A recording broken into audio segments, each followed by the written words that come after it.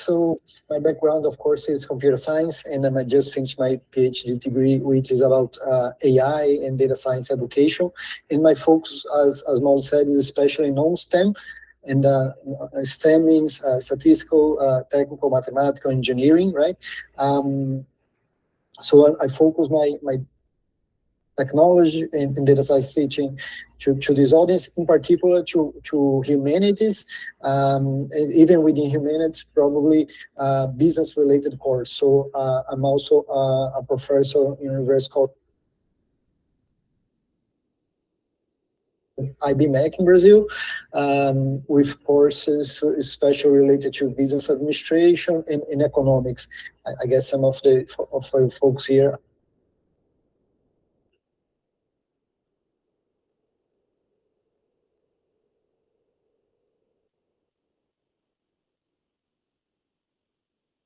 are from this background. And here at FIU, I'm also validating my work.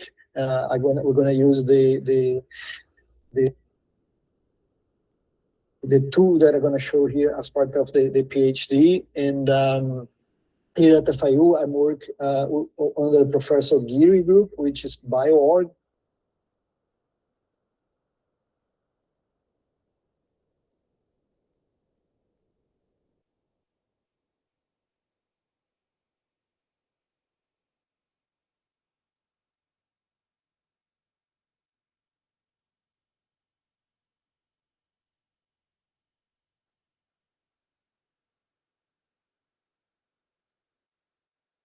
It's informatics applied to biology or biosciences. So I'm validating part of my work with life science and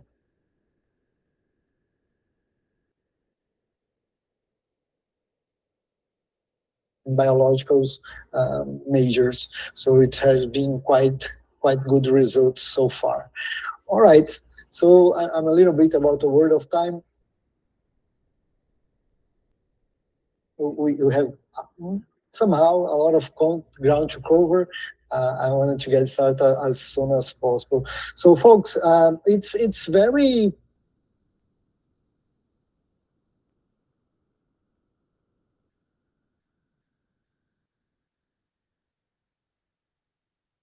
practical. Feel free to follow along as I present. If you wanna lay back and try to repeat.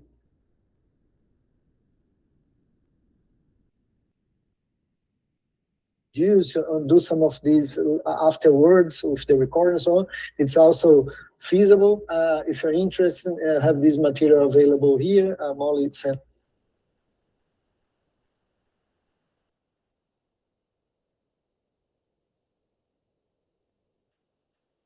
it on the link also.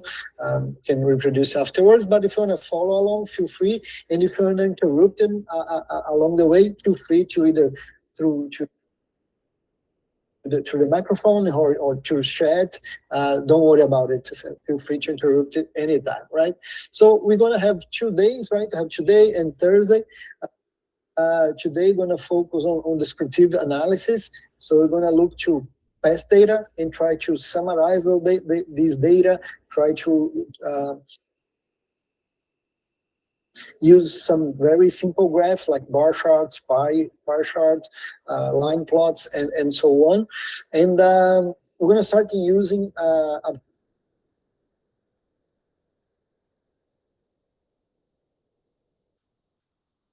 block-based tool, which is very visual and very intuitive in order to introducing data analysis and also coding.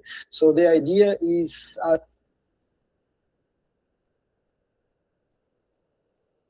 as soon as possible, you can leverage coding to do data analysis. And if you are worried or nervous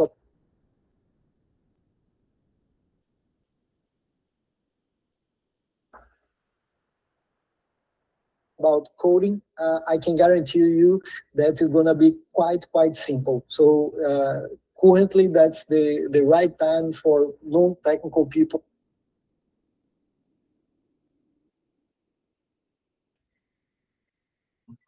to start using coding, and coding mainly as a data analysis tool. Okay, of course, you can use coding to automate many different tasks, to create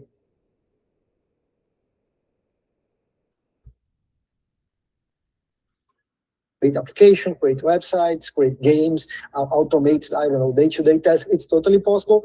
But for non-STEM stems, usually I say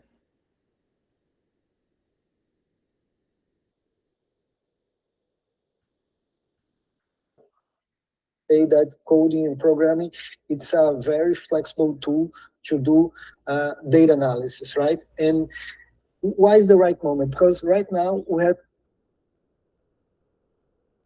quite simple languages. So the way that you write code is quite simple. For reference here, I'm going to use Python. Molly and Digital Library Group had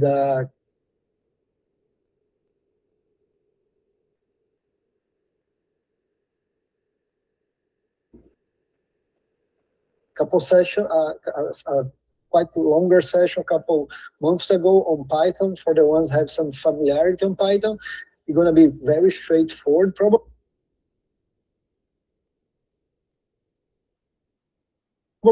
For the ones here that have no prior contact to coding or Python, don't worry at all. It's going to be a very gentle introduction. You see,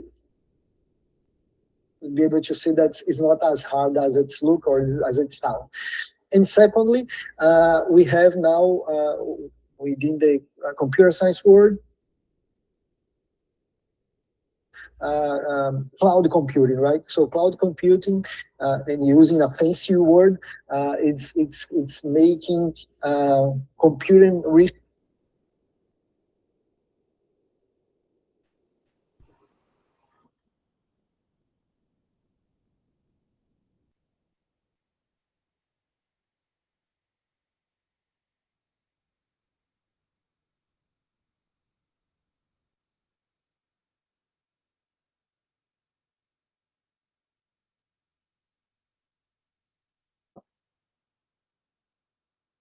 computing resource almost ubiquitous, right? So probably soon enough, computing resource is going to be as simple as using, I don't know, electricity,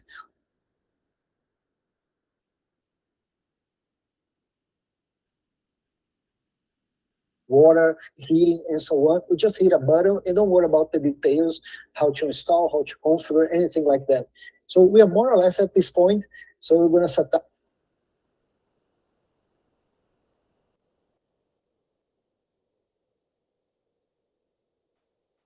a very simple Python environment without installing or configuring anything in your machine. You're going to run everything on cloud, and in a very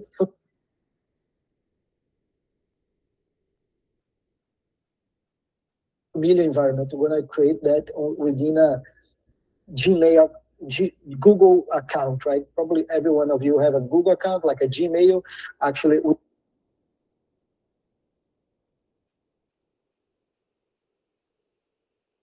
within Google Drive, we're going to use a free Python cloud environment. We're going to see that in a second, right?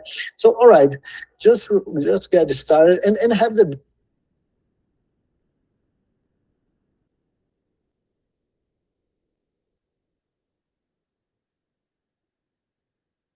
deck here as a guiding, but actually, like as I said, most of the material representation is very practical.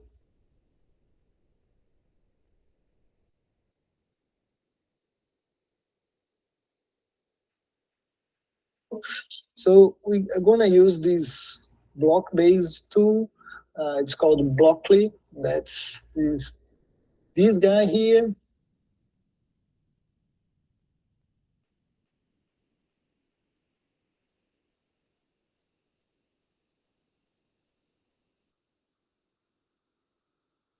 The link that I just sent you. So Blockly, or actually Blockly DS, Blockly is a tool created by Google in order to introduce coding.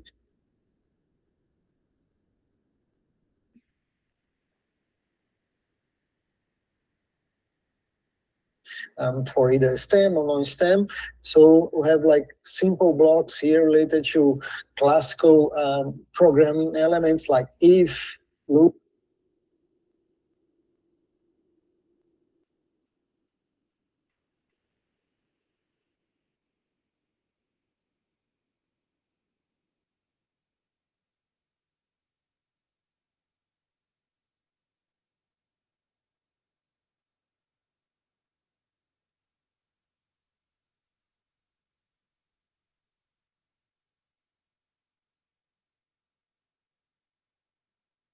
groups, lists, mathematical functions, and so on. Uh, Variables and functions also. And then I extended it with some other features, some related to a classical AI analysis. Again, seems also very complex or sophisticated, but it's from the end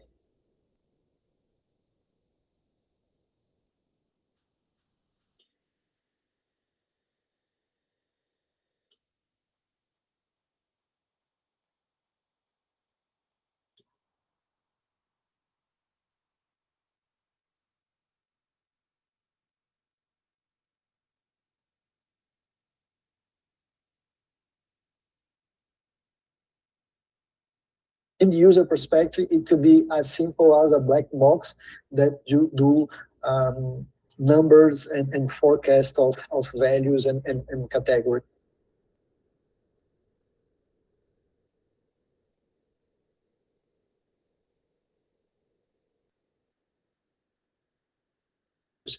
We can definitely have in the near future a similar session like this. Focus on those. For now, we're going to focus mainly on this, not predictive, but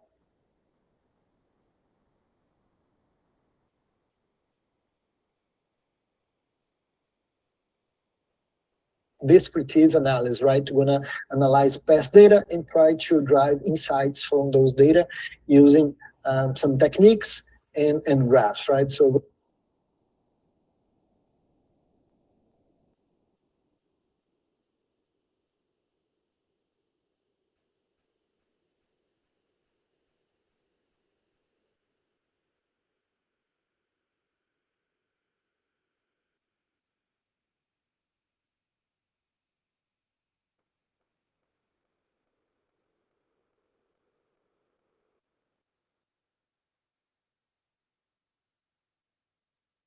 we're going to use quite a lot data visualization and data analytics, right?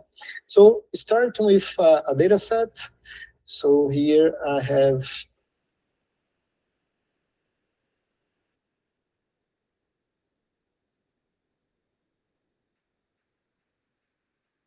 these data sets, and the data set is a simple spreadsheet or actually a CSV file. Let me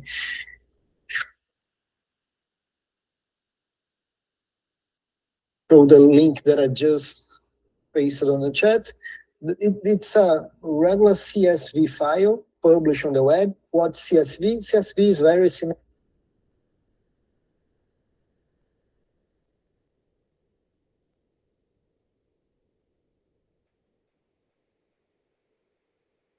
to a spreadsheet. It's several lines.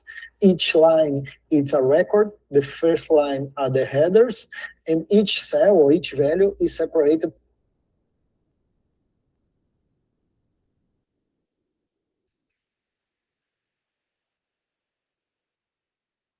by a comma. That's why it's called CSV. It's comma separated values.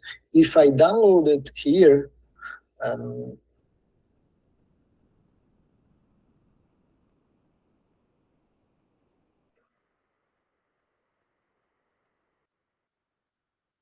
if I download it here within my computer, if I click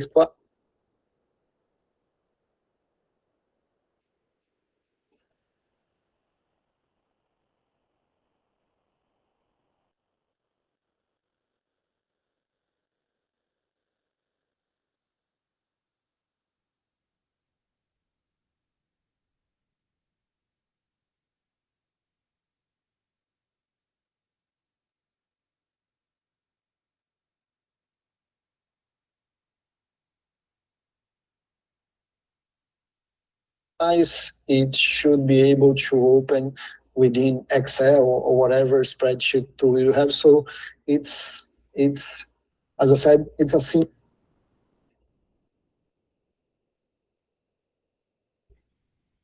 spreadsheet in its mostly simple and raw format, right? I could have it here locally, but as I have it published on the web,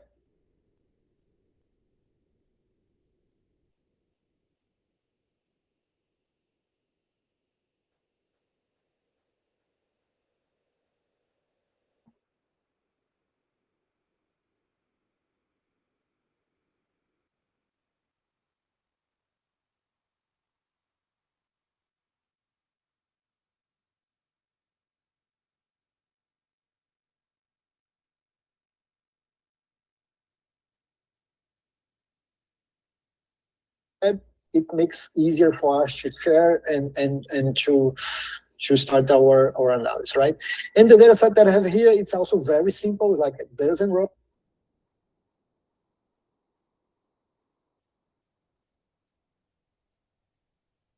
dozen records related to different students and their grades. So from different courses like business administration, law, economics, they have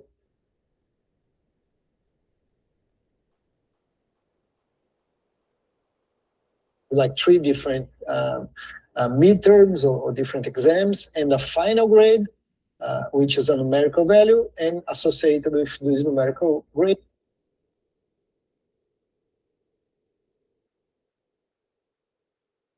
we have a score, which is very similar to US-based grading and scoring, right?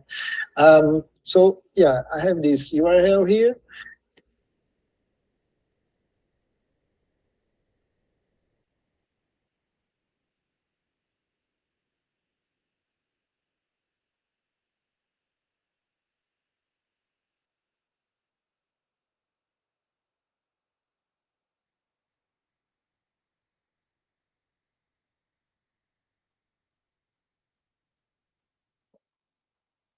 And then I can use my data analytics menu, and I have a couple of blocks related to loading data, especially CSV. I have this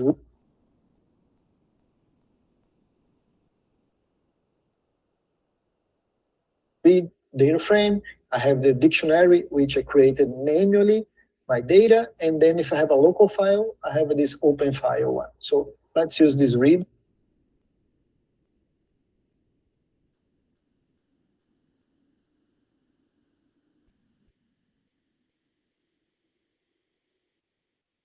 Data frame. And what's a data frame? Data frame is the representation of a tabular data as we have on the CSV in a programming language memory, right? So that's is a very usual term for the ones that are familiar with either Python, R, data frame. It's a very usual term.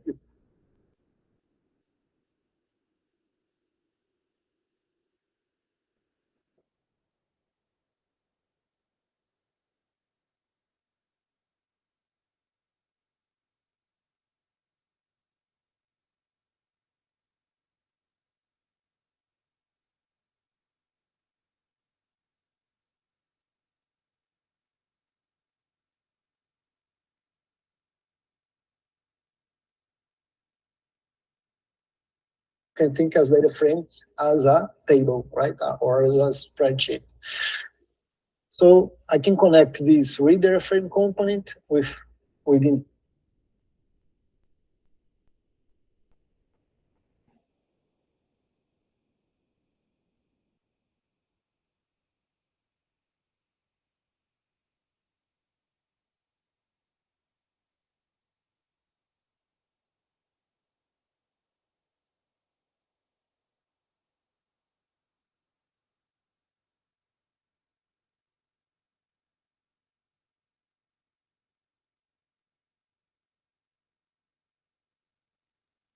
text menu here. I have these codes. So these codes I'm going to use to connect it here. And then I can paste the path.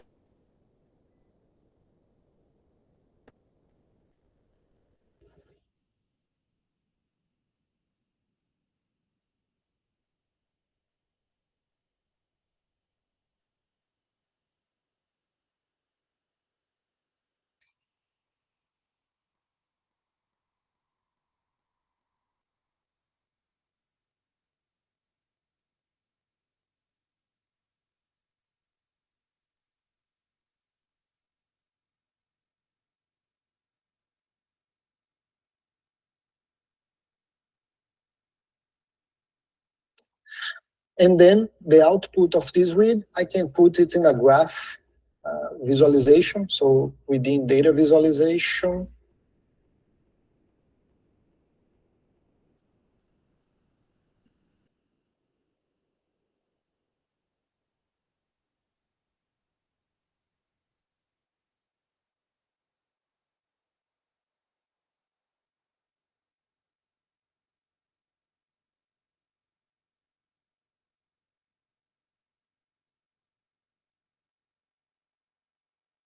let's try to zoom in. I hope it's good, the visualization for you guys.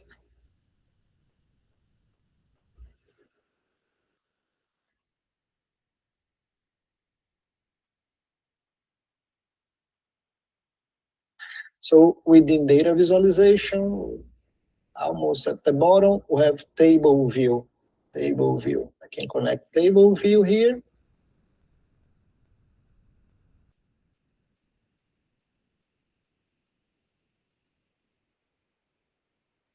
And hit play. So once I hit play, I'm executing that logic. So the idea of the box is to create a lot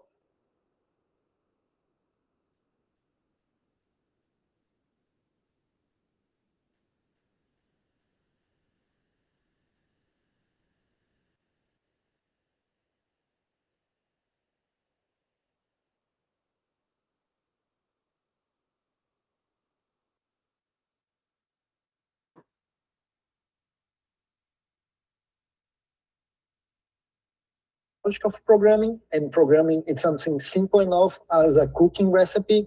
You have a sequence of steps that the machine has to execute, and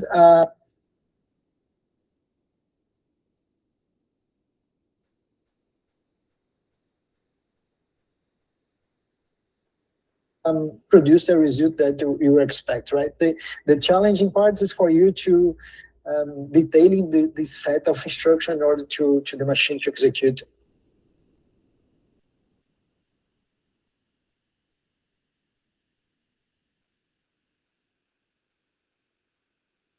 As you expect. But our first command here was simple enough, right? We read a block for reading a data frame.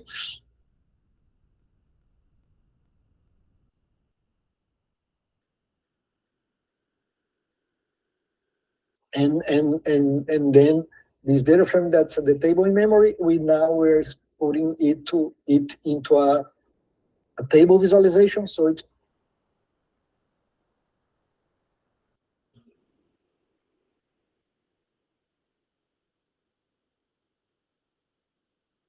shows the results.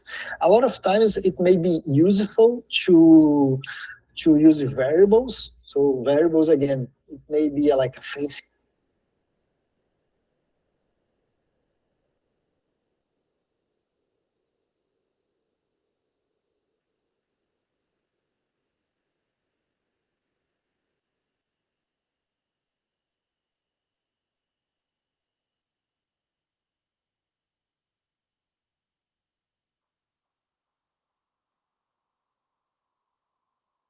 word or something like that, but you can think as a variable as like moving boxes. It's only a box in which you put information. It's very important that you label it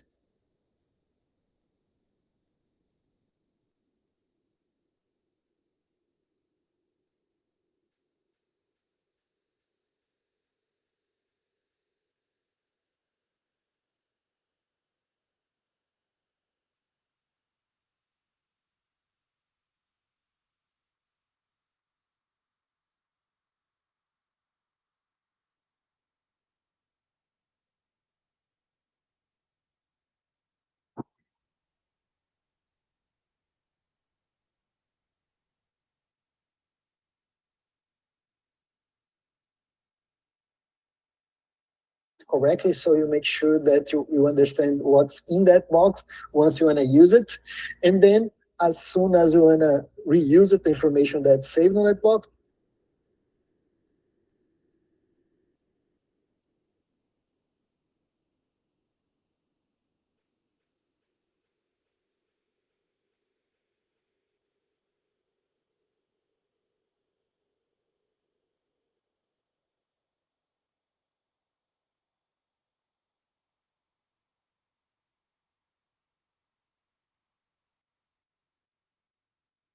on that variable, you can refer to the label that you have on the box, right? So we could do something like within the variable menu, I could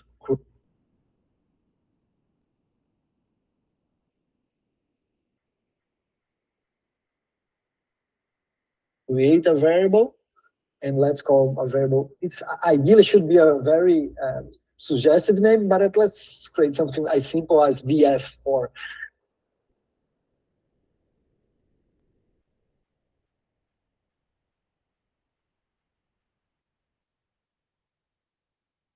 short for data frame, right?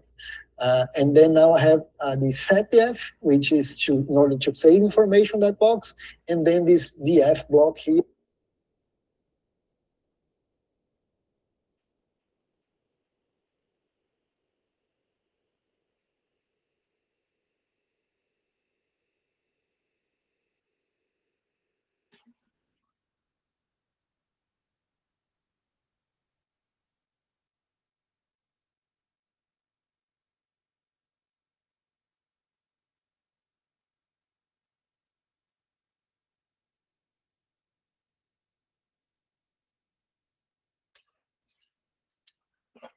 Here, that's in order to read information from the box.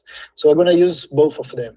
So setdef, I'm setting the read, this data frame that's in memory,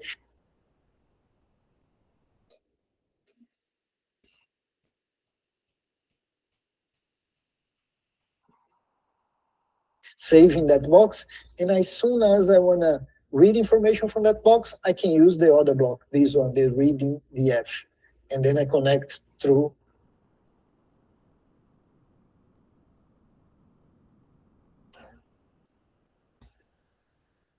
the table view. It's going to be very same results. I only organize a little bit better, separating and having these variable, this box, so I can reuse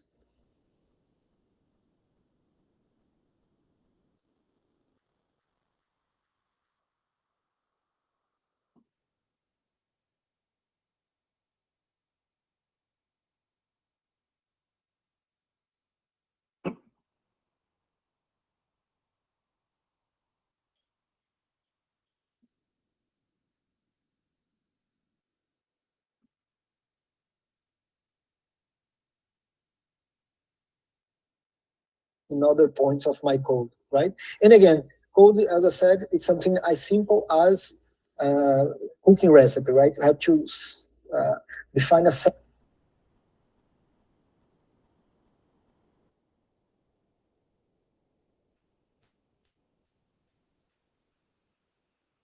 of instruction in order to the machine to execute. So normally you connect these blocks, and if you're doing on the fly with me, you're gonna hear a very smoothing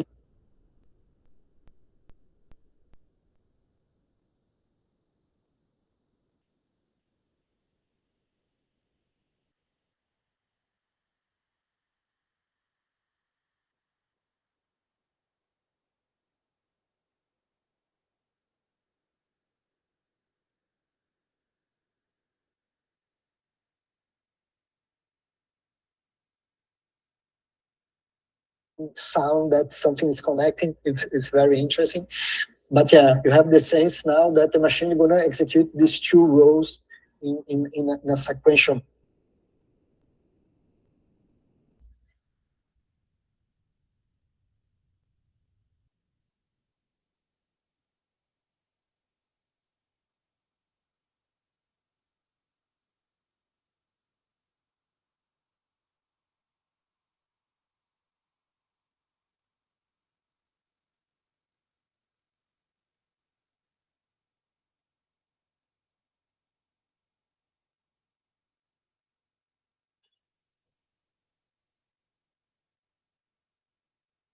manner, right? First, read the data, put in the F, and then whatever is in the F gonna show us a tabular data. Again, if I hit play, I'm gonna have the exactly same.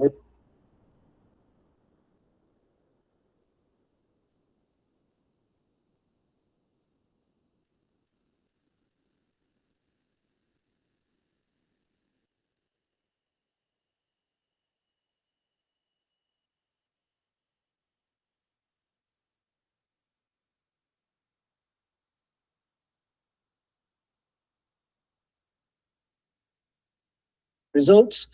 And then my point with the box is, again, it's very useful for us to structure a rationale and a construct, but in probably soon enough, you're gonna be more productive in terms of using coding as data analysis tools. Again, data analysis tools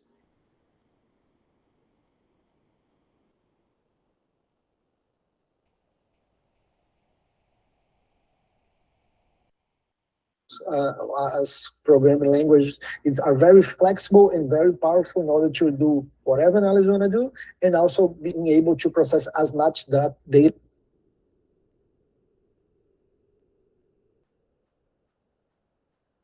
as you wanted to, right? Especially leverage cloud computing environments, right?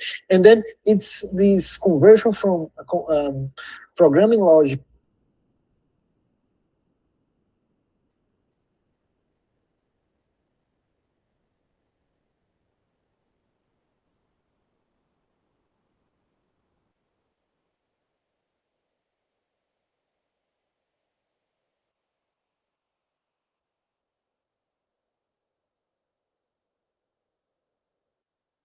into actual code. It's something as simple as doing this translation that even machines can do, right? Even within here, I have these tabs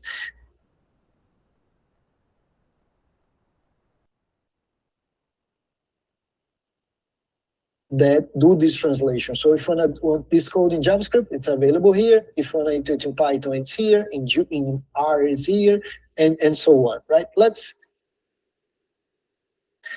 try Python. I'm going to copy the Python code here, and then I can transition to a Python environment. And as I said, we don't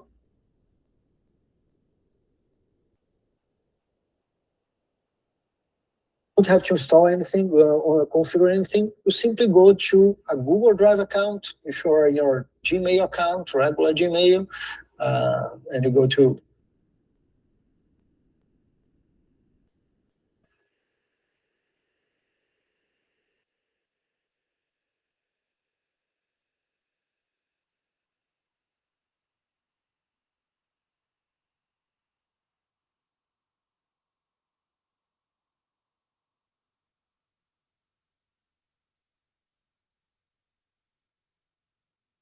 here, Google Drive. Let me select a good folder to everything to be organized.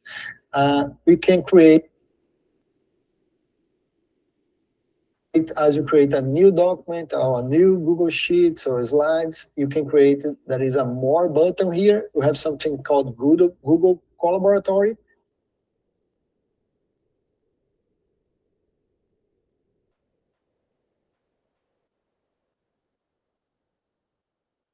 For the ones that heard about it, there is a Jupyter Notebook. So Google Collaboratory, it's the equivalent for Jupyter Notebooks. The difference, Jupyter Notebooks, usually you have to install on your machine and do the configuration. Colab, it's totally available on the cloud and free of charge up to certain machine.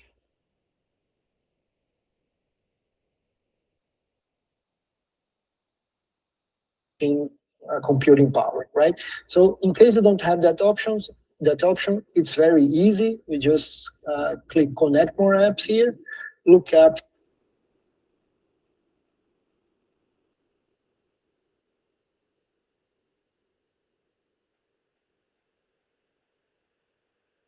for Colab or Collaboratory, and then you click on this, and you should have an install button here. Right now, mine has uninstall.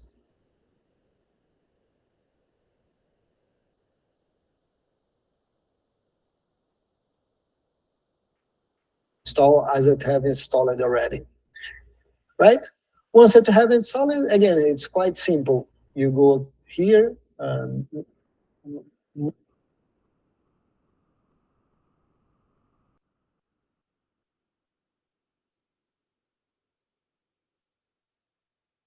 the top left corner, new, more, Google Collaboratory, And it's also very interesting. The name chooses collaboration, right? It's interesting that in the cloud you can even share with other colleagues, and you have all your codes, all your notes, all your results from data analysis within a single environment that can be adjusted, updated, and reviewed by as many people as you wish, right? You can have a good name here. Let me put Python. I could have a better name. I'm terrible of naming things. But anyhow, I'm going to paste the code here. And I'm going to hit play. The first time that I hit play, here it says allocating, initializing, connecting. It takes a little while, a couple of seconds to spin up a machine. So Google is providing us for free. Somehow, quite okay machine. It's better than my Mac laptop that I have here. So it's 100 gigabytes of hard disk plus 12 gigabytes of RAM. So it's good enough, right? And you have exactly the same results as we had on Blockly. We have now here encoding. And what's the point again? Soon enough, probably for you, going to be faster, more productive to adjust coding directly rather than drag and drop blocks. So Blockly is more a leveraging tool in order to transition from general logic of data analysis into proper coding. And again, even if you have never seen any coding or never seen Python, it's simple enough. What kind of things we're doing here? We're importing here a library called Pandas, or for short PD, and this library has a bunch of built-in functions. One of the functions that's available in Pandas or PD, it reads CSV, which is reading a data file that's published on the web. As parameter, which is within the parentheses here, I'm forming the path for the CSV that I mentioned. And the second row, the second command as we had in the block, we are printing, we're showing on the screen whatever is in the F, which is the tabular data as we saw, right? I guess it's simple enough, right? So far, so good. Any questions and points? Feel free to interrupt me, send me chat. In case I'm going too fast or too slow, please let me know so I can adjust. Simple tasks. I can, within the whole data frame, if I analyze a single column, if I select that column, there is a block related to select.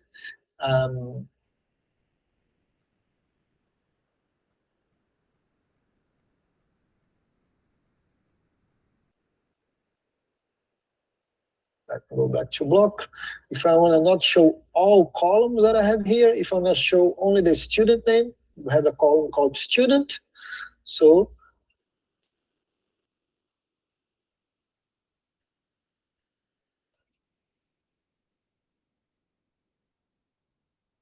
let's throw the block of selection. Select here and select. It asks me of the data frame, df, and the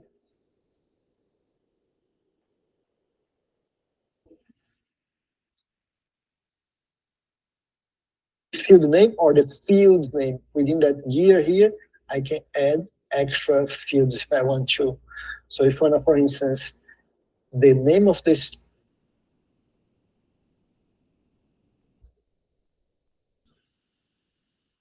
student, I got the code again, right? To inform the name of the field. The name of the field is student, and let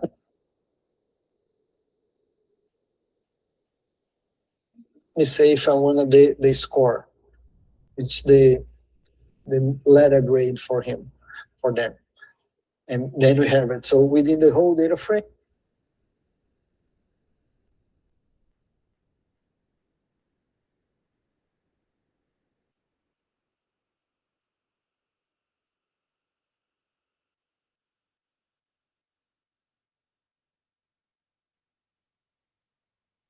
I selected a couple of columns, which is student and grade, right?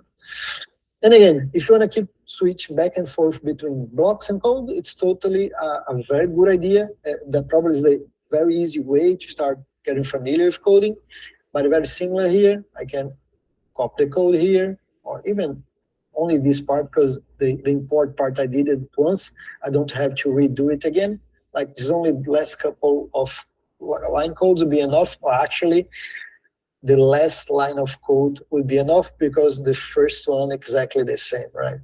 So here the only thing that I'm doing is within the F, I'm selecting a couple columns. So the syntax on Python is to use those brackets in order to select columns, right?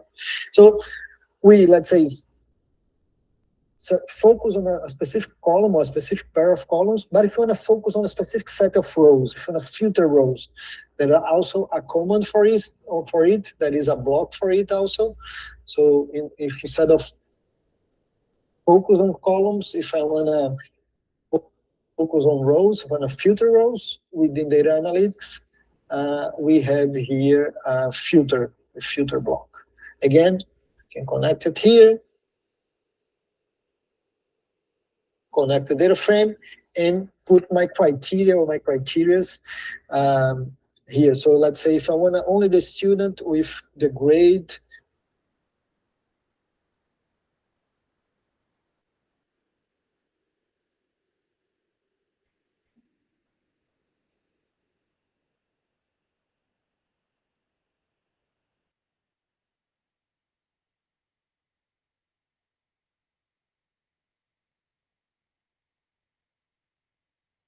greater than, we have equals, different, greater than, equal. Let's use that one. Students, let's say the passing grade is 7.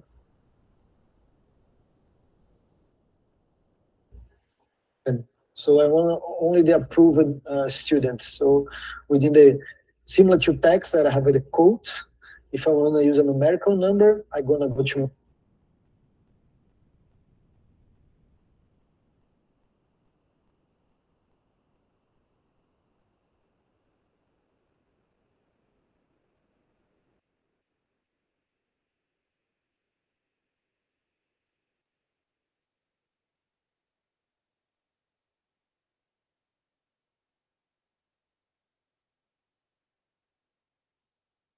math, get this number here, 1, 2, 3, and the number I don't want a 1, 2, 3 or 123.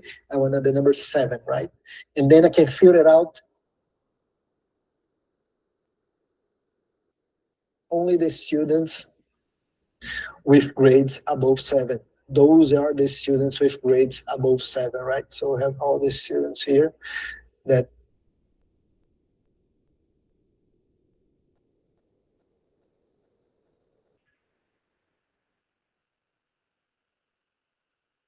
pass the class, right?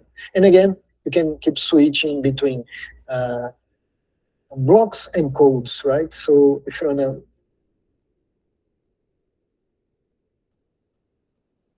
have an idea how you filter rows on Python, would be something like this. It's again the F, these brackets, and within the brackets,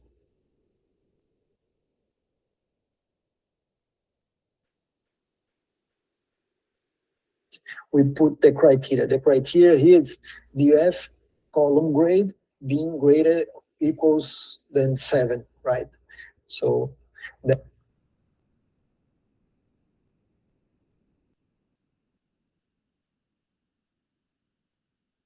that's the way to filter rows. And again, don't get afraid or don't get scared about Python code in particular. You get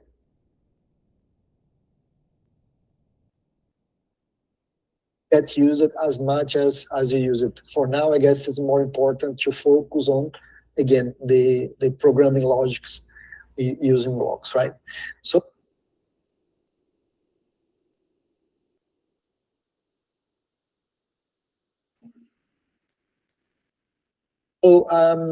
what else? Filter rows. Something very usual would be to do data consolidation, right?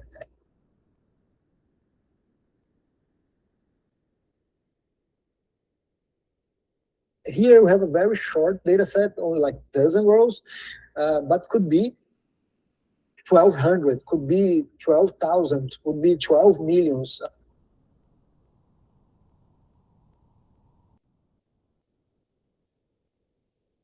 Whatever number. So could be all the students at FIU could have, I don't know, 6,000 students with all these grades. If I'm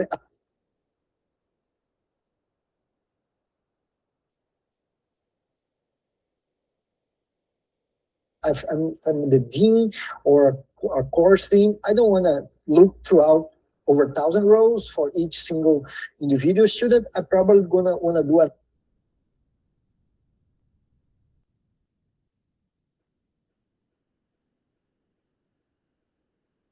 analysis, overall grades or average throughout different courses, for instance. That's a very usual operation to do data consolidation, summarization. So start with a large set of records, and if you want to reduce that for a much shorter number, you can do those kind of consolidation. If you somehow are familiar with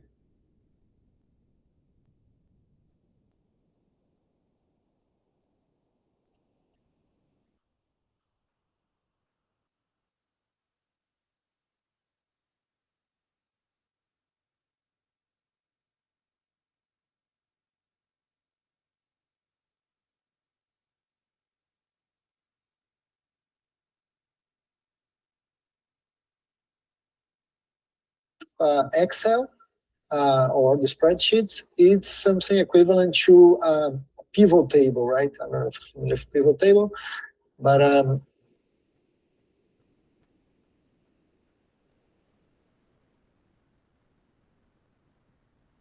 I can show it here the idea. So within Excel, let's say that I want to calculate the average grade by course. I can within Excel.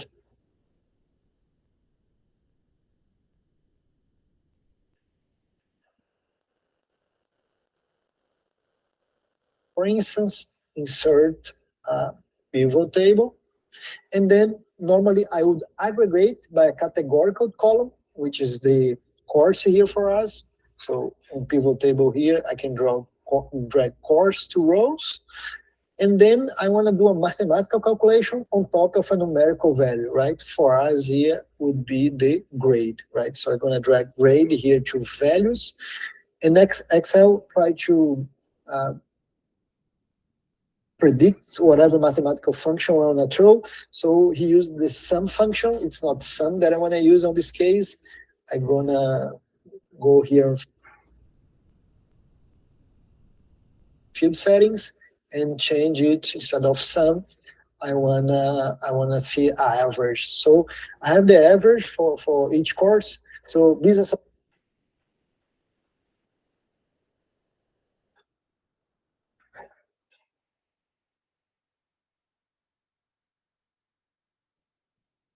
administration have a little shorter grade, a little below the passing grade of 7, so they have 6.6. Economics a very good grade, almost or close to 8, and law in between those with the average grade of 7.2, right? And you have that instead of again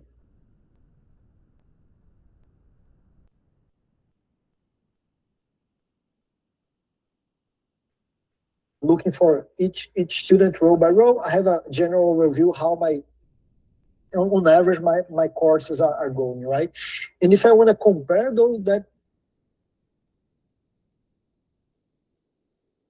information, I probably be very useful to throw a bar chart, right? I can select this information here, and in Excel I could go here and throw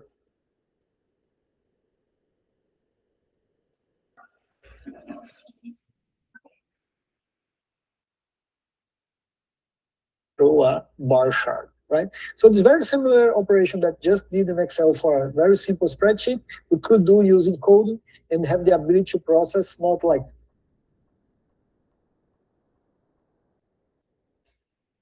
a dozen rows, but probably like 12 million rows, which would be very hard to do or to be very hard to process 12 million rows in Excel, right?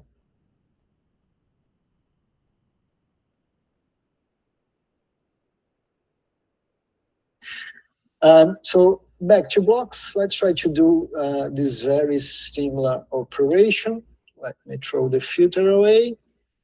In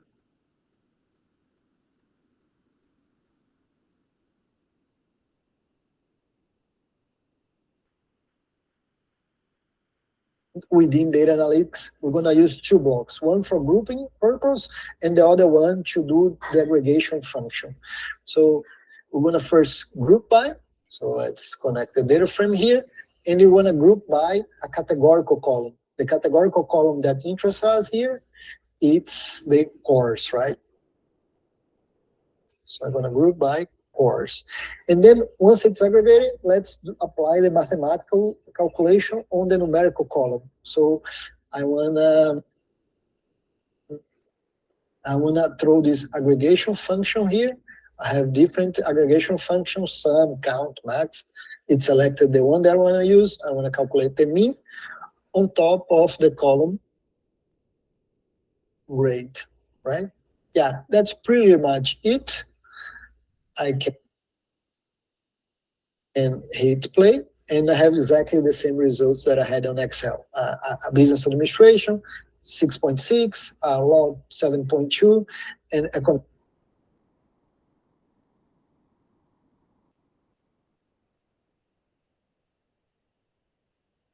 economics almost a grade of 8, right? I can even organize this information again using variables, right? I can have a variable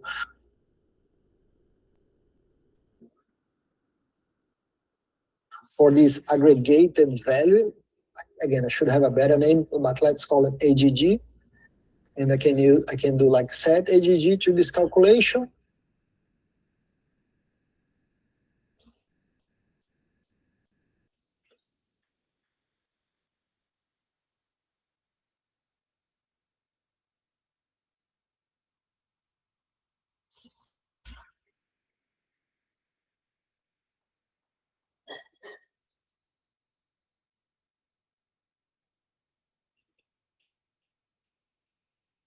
And do the table view for the variable AGG. Same results, only organize a little bit better my code, right? And if I want to keep switch to Python, I can definitely keep doing that. So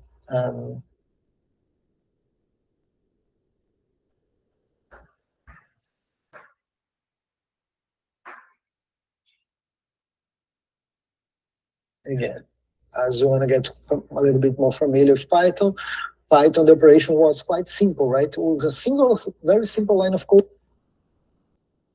you can do this whole aggregation, this whole pivot table feature, right? Within my data frame, I use the group by function, aggregated by course, the categorical value, and then apply the mean mathematical function on top of the numerical column grade.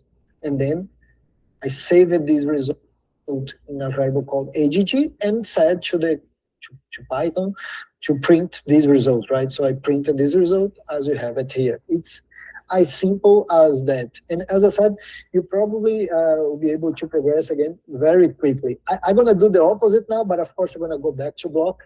But from here, for instance, if you want to show the bar chart, it's something like within AGG, the aggregated table, I can simply say or use the function plot, which is to plot a graph. And within the parentheses, as a parameter of this function, I can say what type of, or actually what kind of graph I want to use. The kind of graph that I want to use is bar chart. That's simple, right? On previous or for more legacy program language like C, Java, Pascal, assembly. So if you show to like an old timer programmer that is that simple to create a bar chart on a program language as Python, they're gonna be probably impressed. And I don't know if had this prior experience in doing in other language, but in a very short command, you have a quite powerful functionality that generate graphs and focus again. And you probably, if you're non-STEM, you are not really caring about coding. You are not really caring about even the beauty of the graph. We are more caring about the insights that you drive from your results, right? So if I'm like the dean of these 3 courses here, I probably had to do some action items here. Like if I can even use Colab to do so. Not only code, I can add text. So within text, we should have, I don't know, game plan for business administration, and make sure that they get in the same pace of economics and so on. But again, you probably wouldn't care that much for the code itself, but you probably would care quite a lot about what sites could drive from raw data. And again, programming could be a very powerful tool to do so, right? I do the opposite, right? I start for coding, but let's go back to our blocks. The blocks would be pretty much the same. I only would have to change the table view graph to data visualization chart, and I'm gonna throw the bar chart. And again, bar chart, it's a very, very useful chart to do this comparison, right? If you compare values, so I compare the average between business administration, economics, and law. Bar chart, it's probably the perfect example to do so. So I can simply connect the aggregated result here, hit play, and I have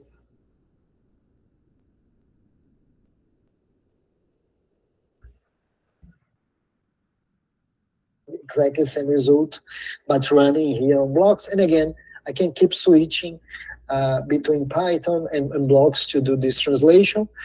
The Python translation actually is going to be a little different than I show, because here on blocks it uses a different library from Python. It's very usual to do the same thing in several different ways. There are libraries, which is a package of different pre-built functions developed by many different people. So there are definitely libraries and functions that do the exactly same function in different ways. You can pick and choose whatever you wanna.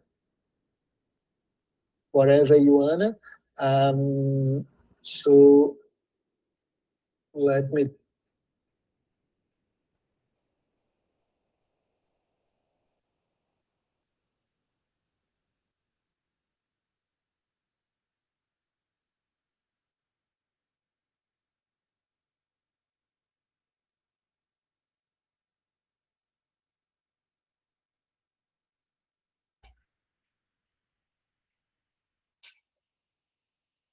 try this way.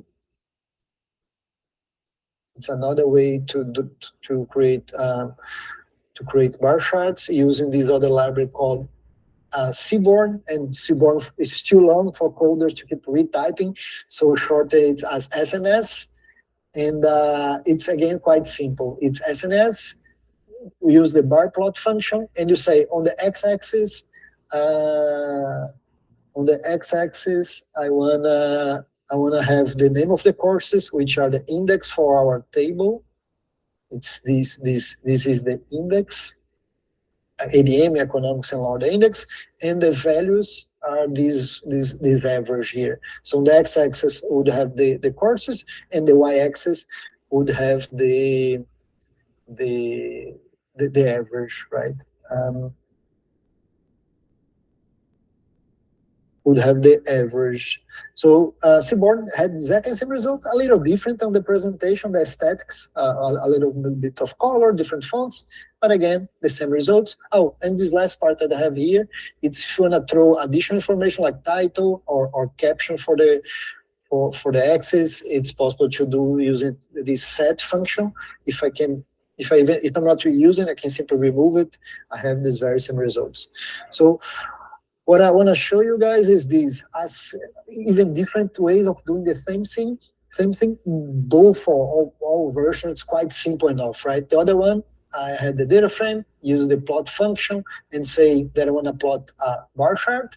And this one, I used a bar plot function from another library called Seaborn, and I simply formatted whatever information I want to throw at the x-axis and whatever information I want to throw at the y-axis. It's as simple as that, right?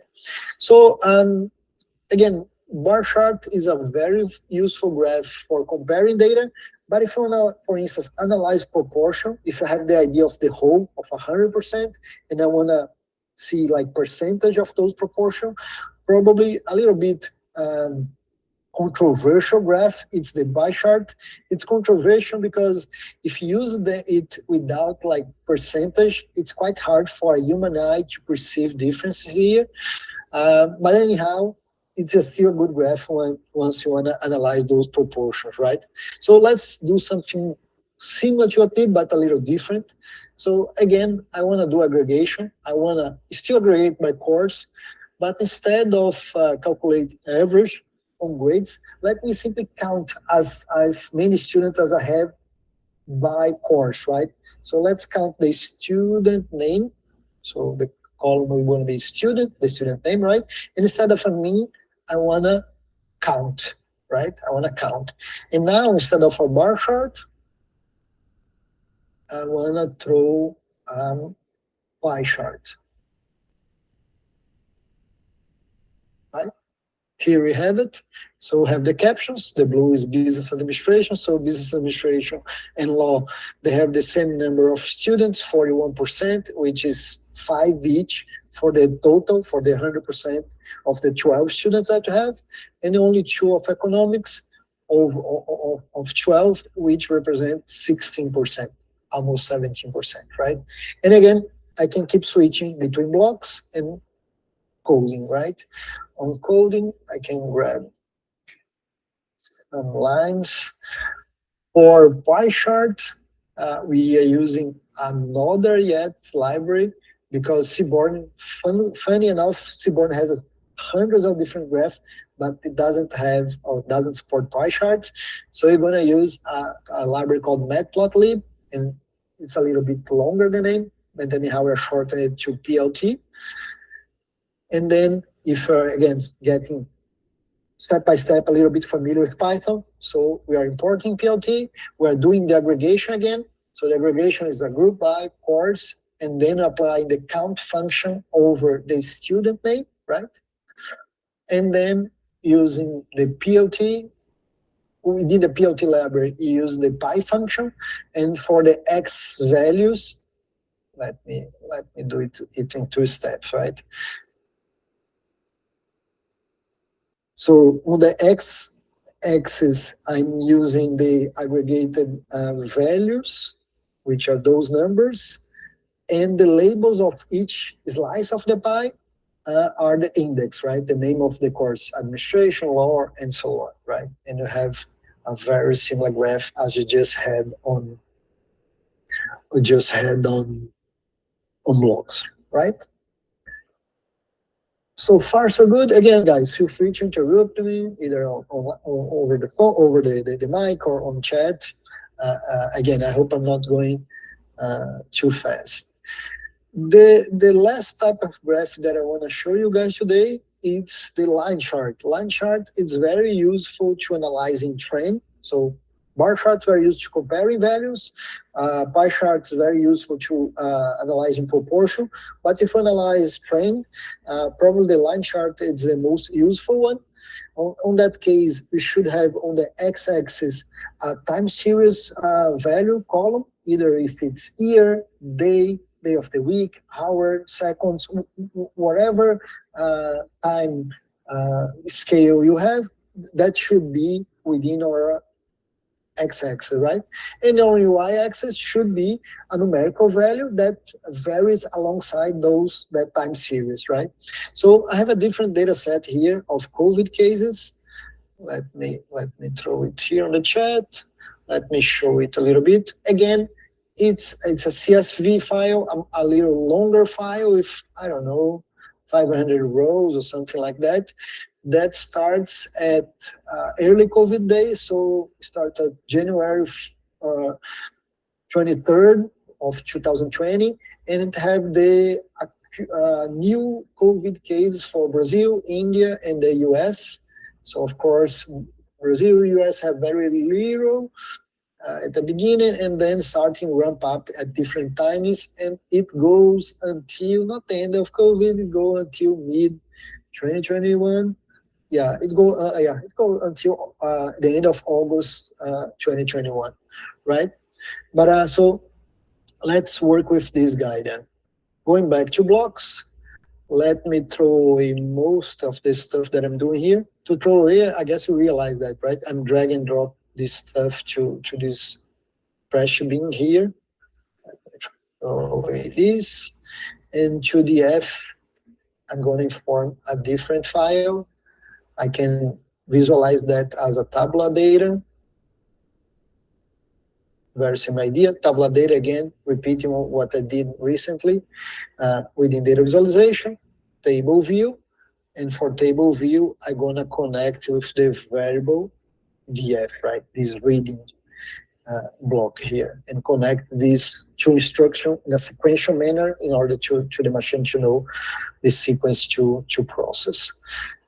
Let me hit play, and I have exactly the same results on a more organized view, right? I have each date, again, starting back at January 2020 up to August 21st, and different columns for Brazil, new COVID cases, India, and then US, and again, it goes until August 2021. All right, so I wanna show the trend, right? I want to use a line chart. So let's go to data visualization, line block here. And as I said, on the x-axis, I should have a time series. So within my data set, I should use the column date, as you have it here, right? Column date. So if you remember, we have a block to select specific columns, right?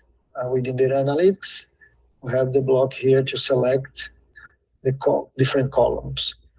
So I'm gonna form data frame DF, and the x-axis, I wanna the column date, right? Quite similar, and I can use a nice feature here. I can right-click the block and ask to duplicate it.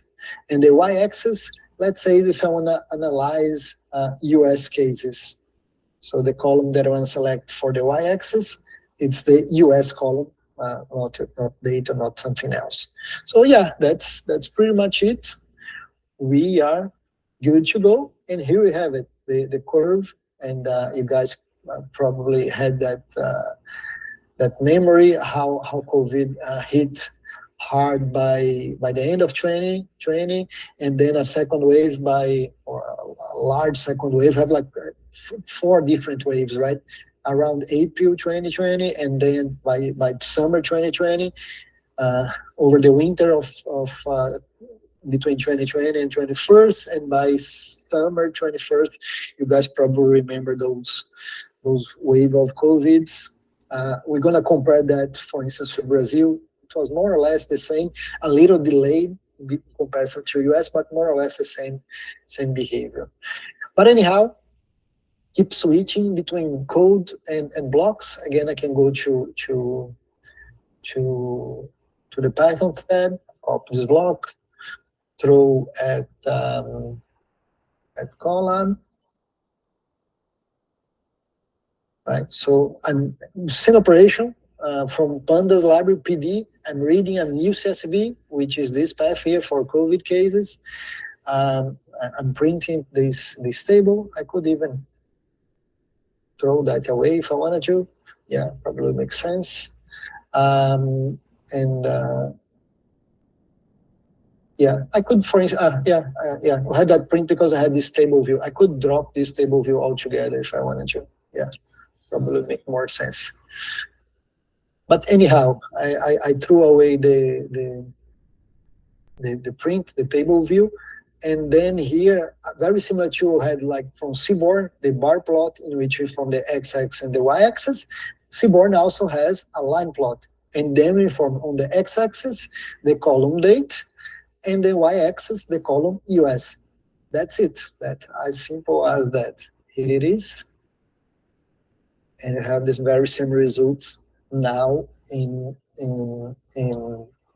Python using Seaborn library. And again, the sad part here, it's about setting titles and so on. If I'm not using, I can drop if I wanna have the same results, right?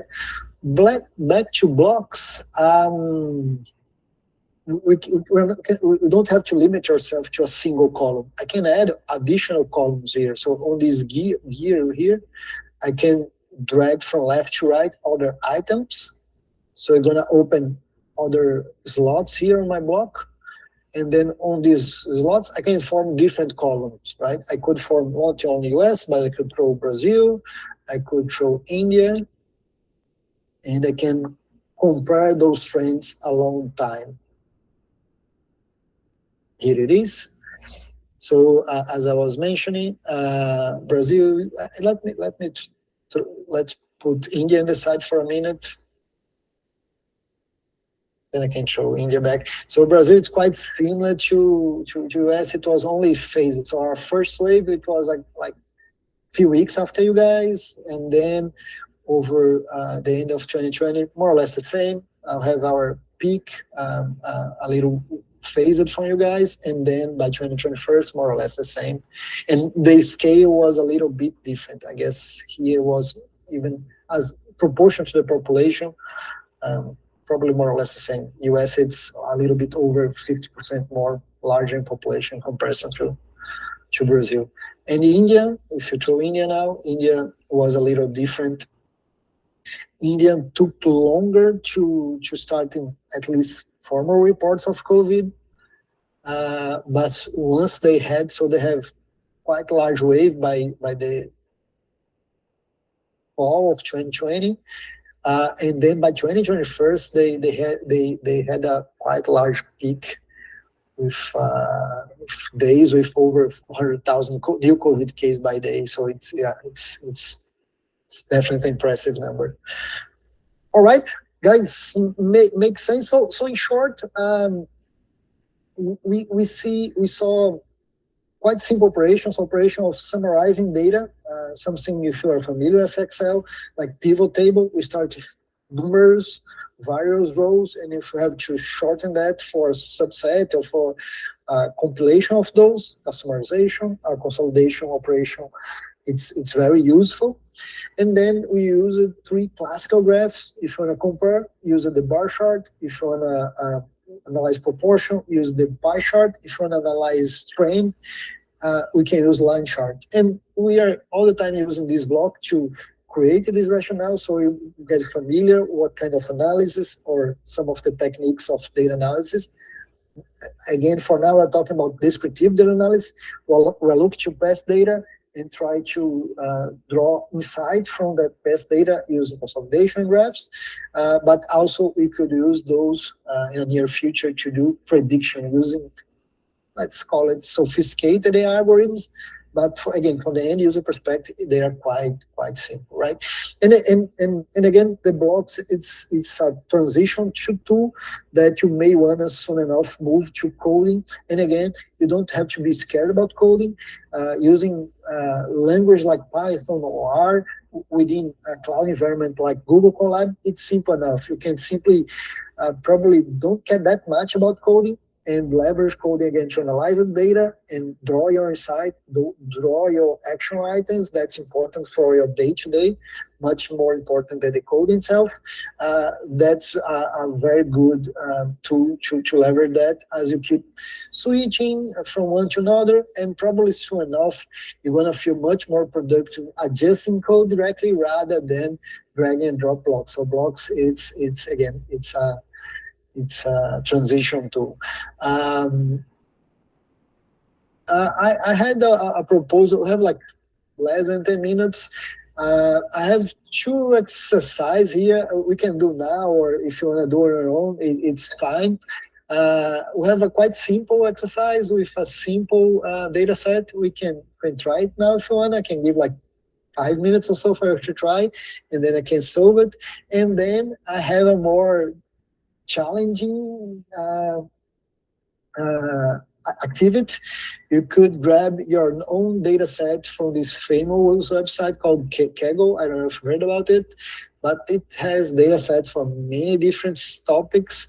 So like for movies, 500 companies, YouTube, stock codes, animals. That is US Census data, for instance. We have probably data about most of the subjects in the words. Not most of them are like well organized data. It's quite easy to use it directly. So I put it as a challenge. If you want to try with your own data, feel free to use either from Kaggle or for other data set that you have.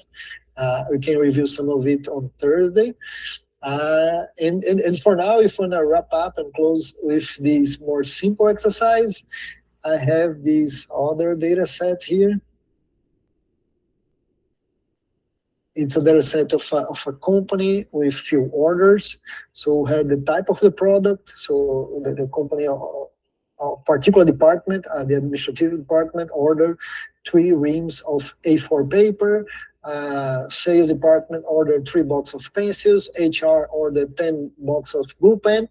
So that's, again, it's a quite simple data set.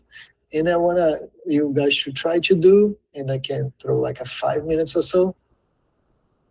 I wanted to present a bar chart aggregating the total volume of purchase per product, and another graph, the total purchase per department. So let me throw 5 minutes. If you guys want to try it, then you can solve it together.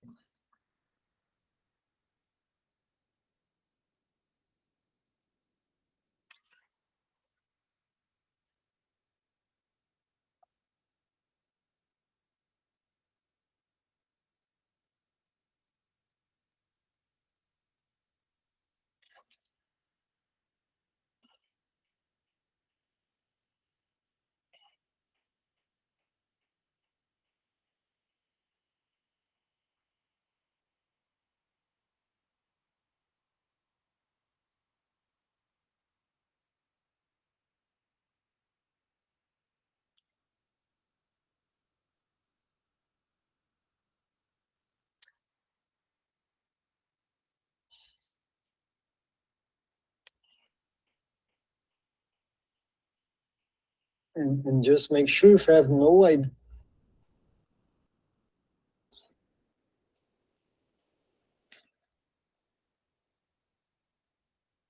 where to start, let me give you a hint. You can again read a data frame with this new path.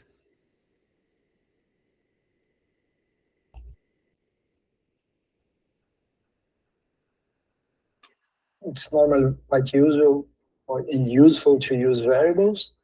I can visualize the data using data visualization menu.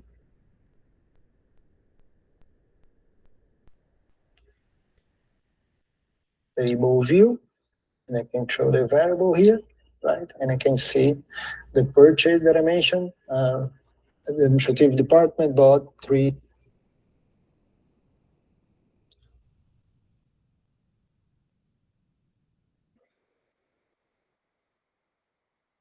box of A4 paper, sales brought 3 box of pen, and so on. And then the question was,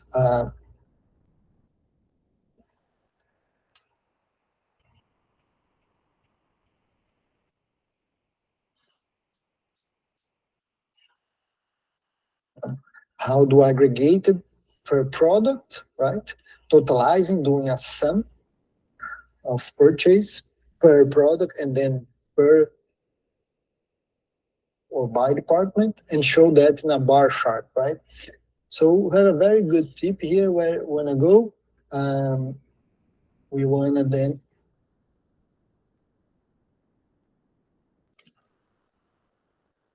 aggregate, right?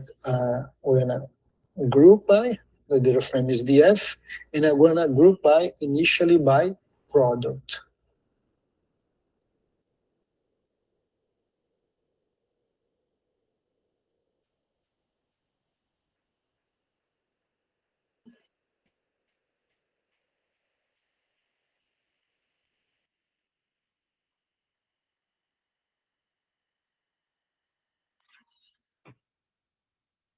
Product, right? Like products. And then I want to calculate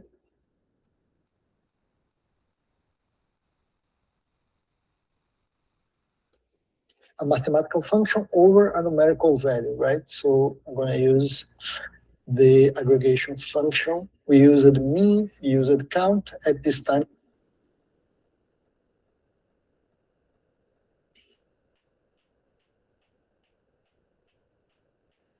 You want to use a sum, right? You want to add up all these purchase, and the purchase are on the quantity column, right? So I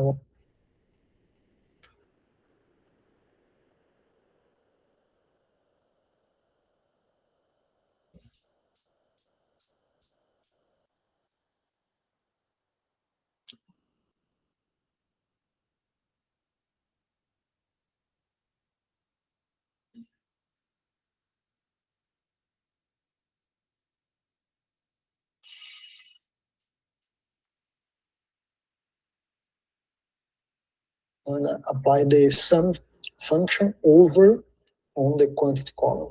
So if I connect it with a table view, I would have the pivot table called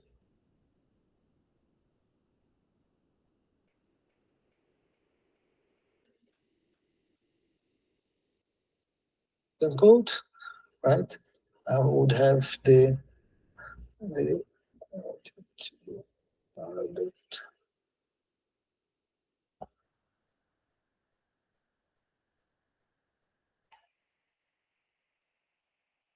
oh, and sorry on my end, I guess I have an extra space here.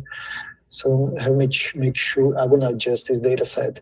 This extra space here gonna be a little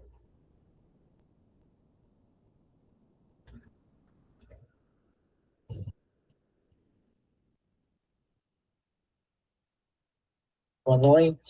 So I have to have this extra space on the column name here. I have to do this correction. Yeah, so, but anyhow, once I throw that space, here we have it. The total ordering of A4 paper, there are 15 rims, 20 box of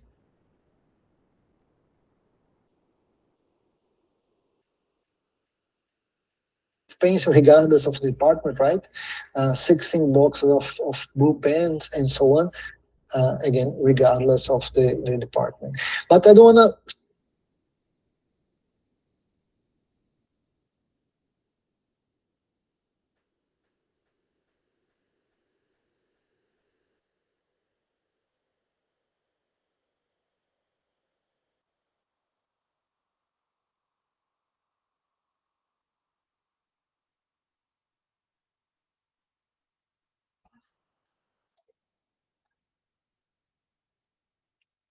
see that, or the question, I don't want to see that as a tabular information, a pivot table visualization. I want to see that as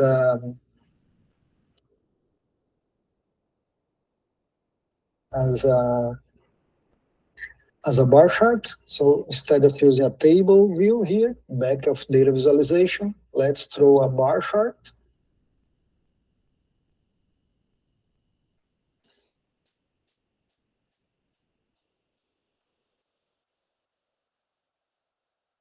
Right.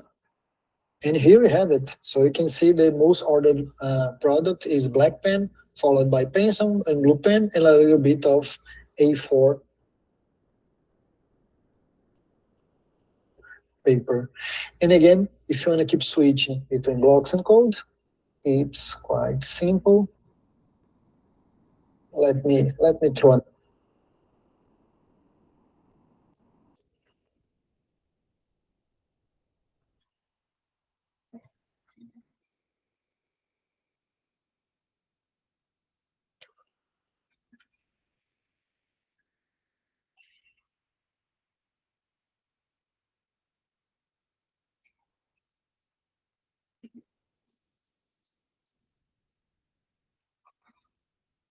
another variable here to organize it better.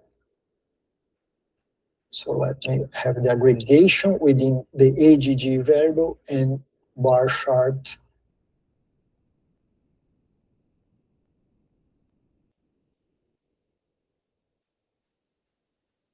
For the aggregated data, right? Same results, but my code gonna be much easier to read.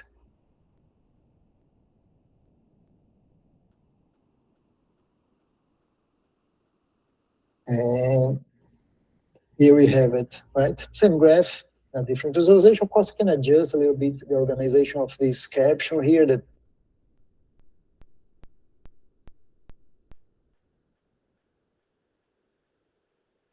titles. But anyhow, what I want to show you very quickly is this. I can even do it directly on code.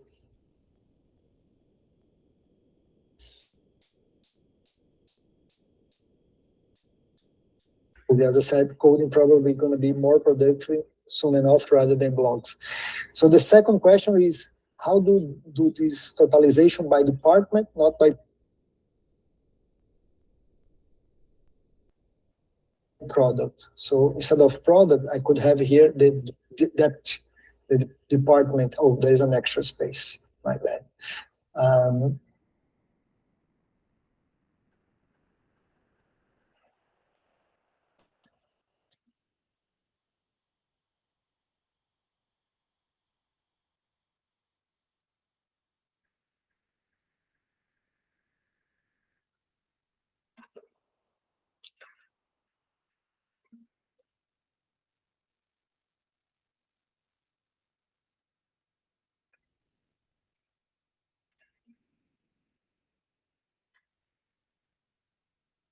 I can group by department and do the sum over the quantity column, and again show the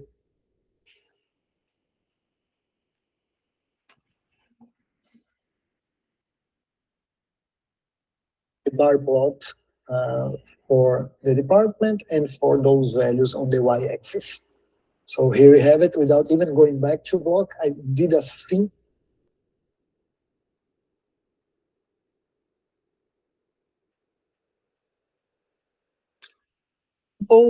change of the name of the column here, and now have a completely different graph with a completely different analysis, right? I can see that HR is the department that orders more